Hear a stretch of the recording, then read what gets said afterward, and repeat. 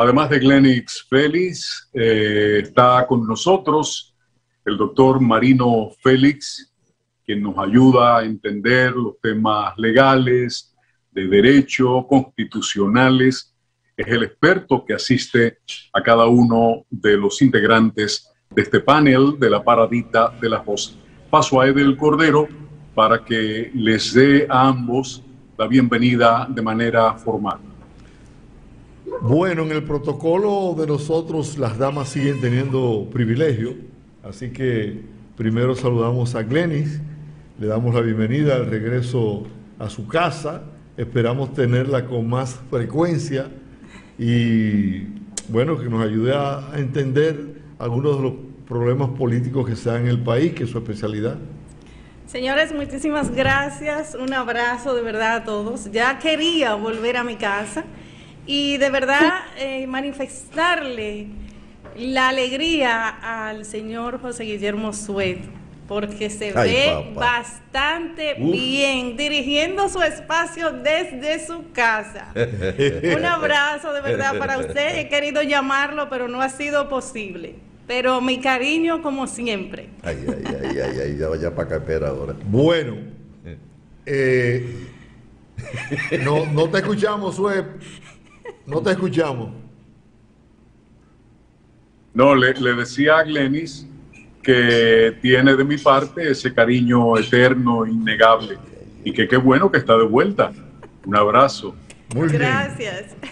Bueno, y damos la bienvenida al doctor Marino Félix preguntándole sobre la sentencia que tiene que ver con los bancos comerciales del país, que les prohíbe hacer débitos sin el consentimiento de los dueños de las cuentas para pagar préstamos, cargos. Creo que esa es una sentencia que pudiéramos comenzar a evaluar desde el punto de vista legal, ¿no? Con él. Claro. Sí, claro. Bienvenido, doctor, ¿cómo está? Bien, buenas tardes al formidable equipo de la Paradita de las 12, a José Guillermo y a Eder Cordero y a la dama que está en el estudio el día de hoy. Esta viene a ser una sentencia importante, trascendental, alego yo, de principio, porque su fundamento constitucional para la decisión que acaba de tomar la primera sala de la Corte Suprema de Justicia, que es la primera sala, que es la sala civil, se le llama también así, presidida por Pilar Jiménez Ortiz e integrada por el magistrado Justiniano Montero, la magistrada Vanessa Acosta, el magistrado Napoleón y el magistrado Arseno. Es una sentencia trascendental, diría, porque su fundamento es que es el debido proceso y que se vulnera, ¿verdad?, el debido proceso de los cobros cuando usted le cobra a una persona que tiene un dinerito en su cuenta de ahorro, le cobra un préstamo, le cobra una deuda de tarjeta sin haber hecho ningún proceso anterior. Eso lo digo y lo adelanto porque ese es el fundamento constitucional de la sentencia. El artículo 69, numerales 1, 2, 4 y 5 de la Constitución de la República, que versan sobre el derecho de defensa, el debido proceso, entre otros principios constitucionales.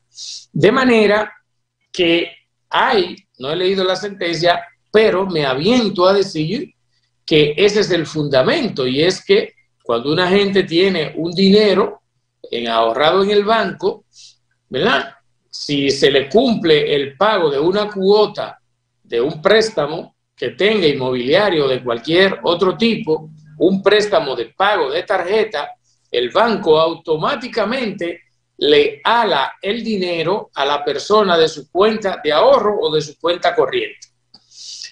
La primera sala de nuestra Suprema Corte de Justicia ha dicho que eso vulnera el derecho de defensa y vulnera el debido de proceso, y yo agrego la disposición de los fondos que tiene la persona. Ahí entra un problema. ¿Y cuál es? Bueno, que la gente firma y autoriza a los bancos, tanto cuando se le emite una tarjeta como cuando firma un préstamo, a debitar, ¿verdad? No sé si a ustedes les ha pasado, a debitar de su cuenta de ahorro o de su cuenta de corriente la cuota del banco. Lo que ha dicho la Suprema Corte de Justicia es que antes de hacer ese débito, de automáticamente, como lo tienen todos los bancos en su sistema, automáticamente derivar la cuota que se le venció al cuentaviente o al tarjetaviente o al préstamo al viente, al cliente del banco, es que se le debe avisar. Ya los bancos han venido haciendo eso. Los bancos te dicen su tarjeta de crédito está próxima a vencer en tal fecha, su cuota de su préstamo está próxima a vencer. Parece que ya se estaban oliendo algo, pero yo no sé si ese aviso cubre el mandato de la sentencia. No sé si ese aviso lo cubre, sino que los bancos tendrán que ampliar el aviso para poder debitar de las cuentas de ahorro o de las cuentas corrientes de los clientes las cuotas vencidas de sus préstamos y la cuota vencida de sus tarjetas de crédito. Es una sentencia de principio, como le decía, una sentencia muy importante, porque además sugiere esa misma sentencia, además del debido proceso que se entiende que se debe agotar para cobrar esas cuotas de los préstamos, como ya hemos repetido varias veces, establece que los bancos, cuando hacen esos débitos automáticamente, sin previamente consultar a sus clientes, pueden estar incurriendo en responsabilidad civil frente a ese cliente. Eso es muy importante. Pueden ser demandados entonces por daños y perjuicio, y dice la misma sentencia, en virtud de los artículos 1382 y 1383 del Código Civil, que establece los cuasi delitos y dice que no solo usted es responsable del daño que causa usted, sino que usted es responsable del daño que le cause siempre a otra persona. Así que, y que le obliga, como el derecho de las obligaciones, a reparar esos daños. Así que es una buena pregunta y es una tremenda sentencia la que acaba de dar la primera sala de la Suprema Corte de Justicia. Marino, sabemos que una sentencia se convierte en ley, sienta un precedente. Y sé que a partir de esta sentencia habrá muchas demandas en ese sentido. Pero si en el contrato los bancos ahora incluyen una cláusula estableciendo que me van a cobrar o que me pueden cobrar el préstamo en caso de atraso de mi cuenta o de otra cuenta que no haya sido la que yo haya puesto en el contrato, ¿esto también es ilegal? ¿O si yo lo firmo, se convierte en algo legal? No, lo que pasa es que como es una sentencia, siempre hay un artículo en el Código Civil de la República de la Dominicana, que es el 1134, que acuña una máxima del derecho romano que se llama pacta sunt servanda. Lo pactado es lo pactado.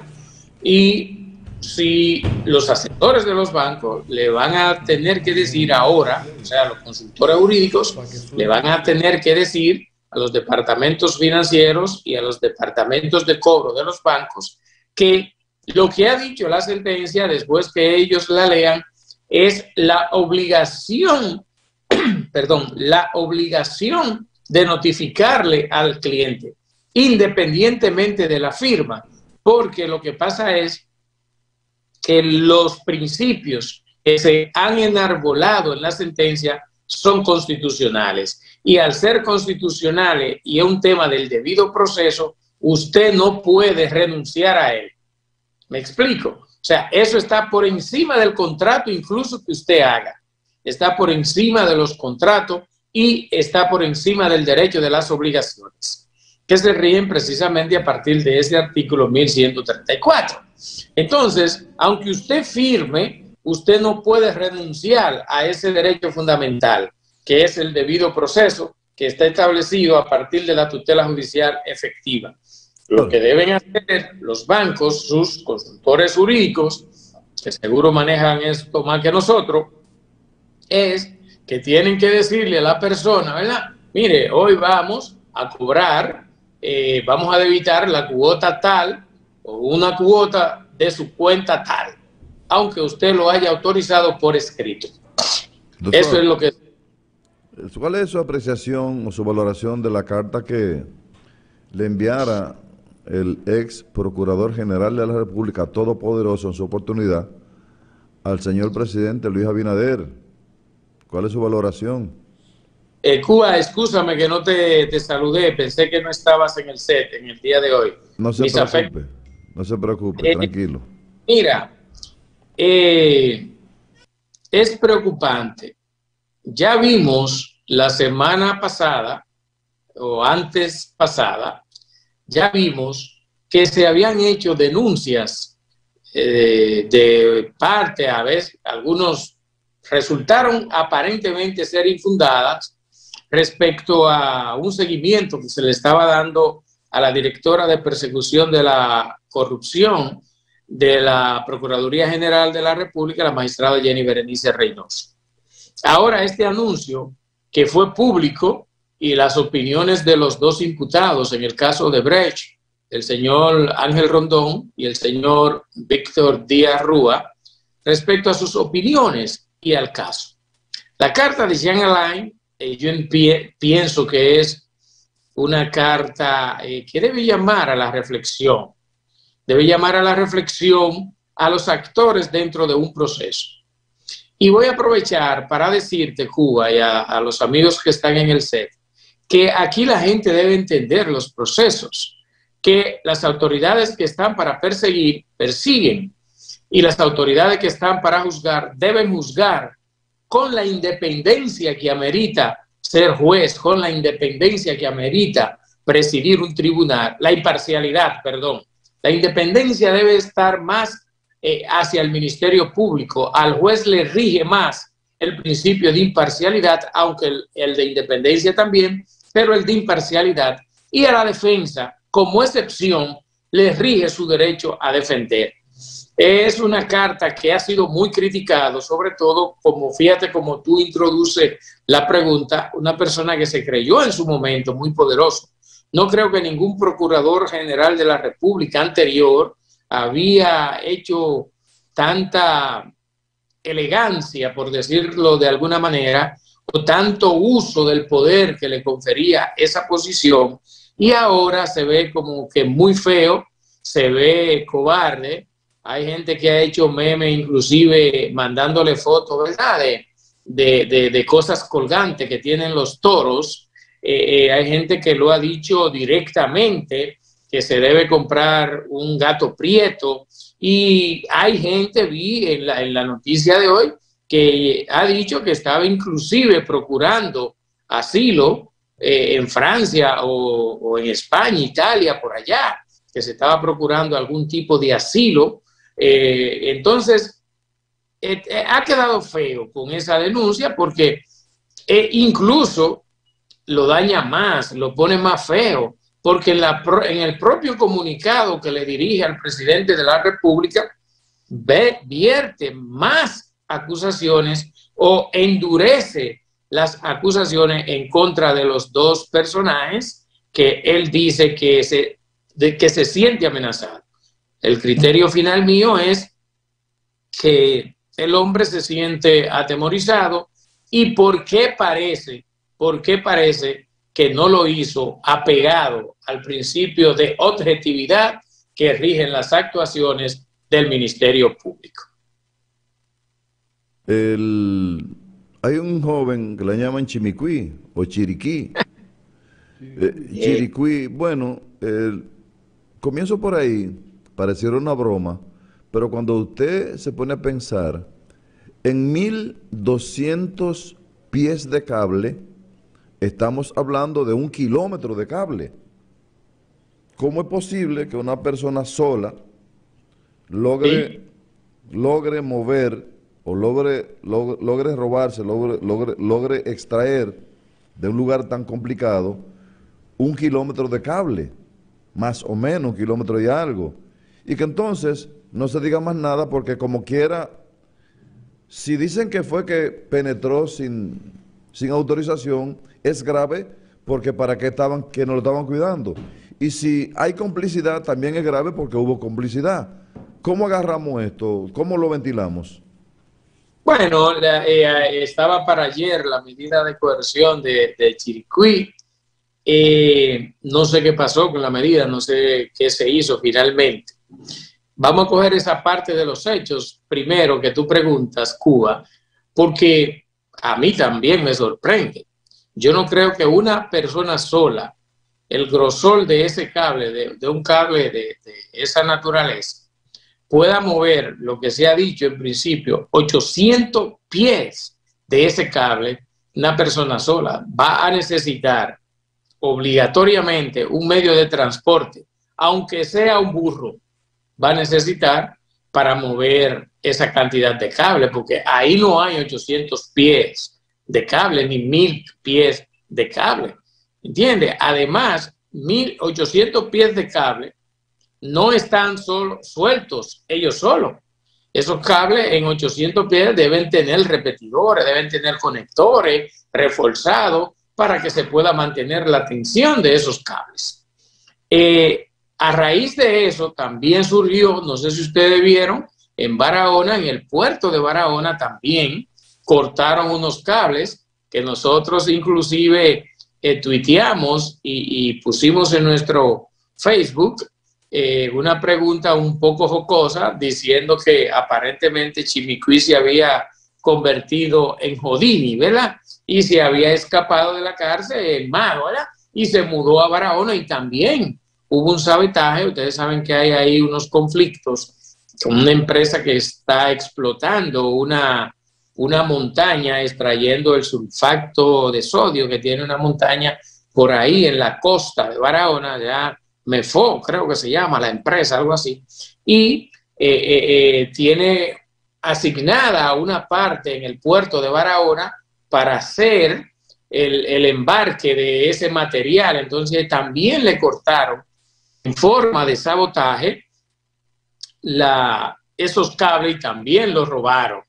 Fíjate, yo no sé esos cables de la foto de Chiriquí y a la distancia que dice, yo no creo ni siquiera que ese sea el grosor de esos cables, porque en 800 pies de cable, no sé si ustedes saben que yo soy ingeniero también, en 800 pies de cable, ese no debe ser el grosor de cable para mantener el alumbrado y mantener la potencia que amerita todo el voltaje y sobre todo el amperaje.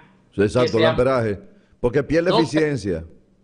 La eficiencia al final, ¿verdad? Que lo mantiene el amperaje y la eficiencia en 800 pies, un cable de ese grosor, donde ahí hay un alto consumo. Mire, ese es un cable que yo creo que es muy fino.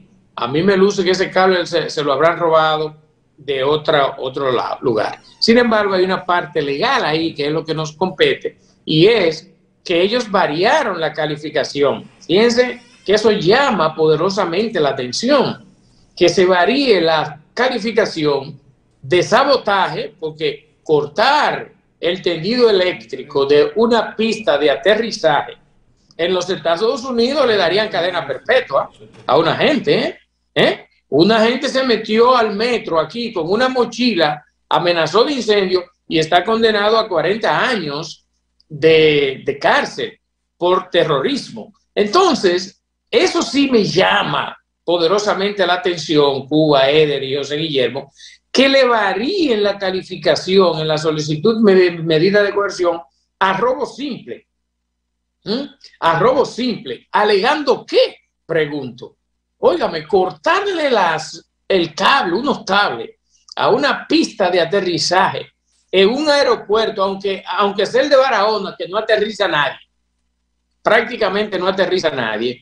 Óigame, es un acto de sabotaje. Ahí pudieron haber muerto cientos de personas en ese aeropuerto. Y entonces, pregúntense, y se la dejo ahí, variarle en la solicitud de medida de coerción a robo simple, porque el robo simple es aquel robo que se comete sin violencia física, sin haber cometido violencia en contra de la persona. Que tú te robas algo y no agrede a nadie, es un robo simple, aunque sea lo que te lleves. Ahora, si agredes a una persona, lesionas a una persona, le da un batazo, le da un palo, un macanazo con una cacha de pistola a una persona, un trompón, ya es un robo con violencia.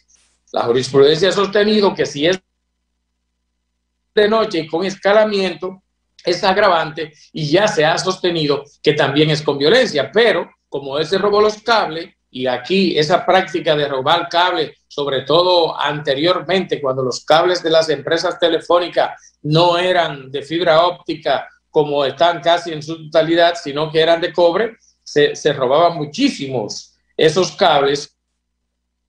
Robarse un cable de un aeropuerto internacional de las Américas no es o de cualquier aeropuerto, no es lo mismo que robarse un cable de un tendido eléctrico que esté localizado en cualquier otro sitio que no tenga un aeropuerto. O sea, y dentro de una pista de aterrizaje, esa es una actividad de terrorismo, de sabotaje, y lo que llama la atención, si fue ese joven, cosa que el pueblo dominicano casi en su totalidad ha puesto en duda, si fue ese joven que le variaran, quédense con esa pregunta, que le variaran a robo simple, eso es lo dudoso. Doctor, finalmente, de mi parte, y además porque estamos agotando ya el periodo de su participación aquí en el programa, estoy viendo la declaración de rebeldía del supuesto detective Ángel Martínez en el caso contra Guido Gómez Mazara. Su parecer al respecto. Bueno, mira, ustedes y nosotros, que ya de algún modo hacemos comunicación, yo veo que ustedes son un equipo muy comedido y hacen críticas álgidas a veces, pero dentro del marco de la cordura, sin atentar contra el pudor, la consideración y el honor de nadie, porque eso es muy peligroso, es feo, y usted comete un delito. Cuando usted hace eso, usted comete el delito de calumnia, que aquí se llama delito de difamación o de injuria, que son dos delitos diferentes. Entonces, ese señor, el tal Ángel Martínez, no es que estemos ni que seamos partidarios de que la acusación de Guido tiene algún mérito, ni nada por el estilo. Tiene tiempo, ¿verdad?, acusando, hablando, imputándoles acciones a todo el que a él le da la gana en las redes de comunicación, y la gente se hace eco de eso. Ahora, ese mismo, ahora lo han declarado en rebeldía porque ese supuesto, como usted preguntó, detective que se hizo famoso a raíz de estos casos denunciados de corrupción desde la época de Domínguez Brito, ¿verdad? Ahí a los casos de Félix Bautista, de Díaz Rúa, y le dice a todo el mundo que le quitaron la visa, y que él le quitaron la visa, y que a fulano le quitaron la visa, y que al otro le quitaron la visa. Sé de un cuento de una persona que él afirmaba que le quitaron la visa, y se le apareció allá en Miami a él, a una persona de Santiago, y le dijo, dime, ¿a quién fue que le quitaron la visa? Y el hombre se hizo aquello fuera del cajón.